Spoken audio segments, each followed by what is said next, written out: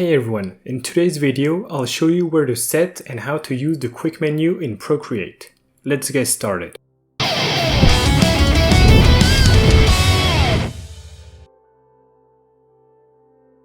If like me you didn't know Procreate had a quick menu you can bring up with gestures, well there is one.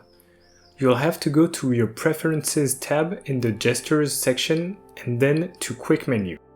There, you can choose which gesture will bring it up. I personally chose the forefinger tap because it's convenient with the way I hold the pencil and I can access it quickly. Now, when I go back to my canvas with a forefinger tap, it brings up the quick menu. I can flip the canvas horizontally or vertically, erase the layer, merge down the layer, create a new layer, and there's also a copy button. I'm just starting to get used to it and now bringing it into my workflow, but it's really convenient.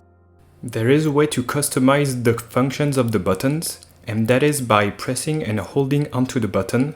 Then there will be a drop-down menu that comes up, and you can slide around to assign whichever function you want. This is very cool and I only discovered it very recently. So there you have it. Since I didn't really find a manual for Procreate and I discovered a lot of its features by watching videos, using it and testing it, I tried to make this video quick and right to the point. I hope it helped you if you didn't know these shortcuts existed.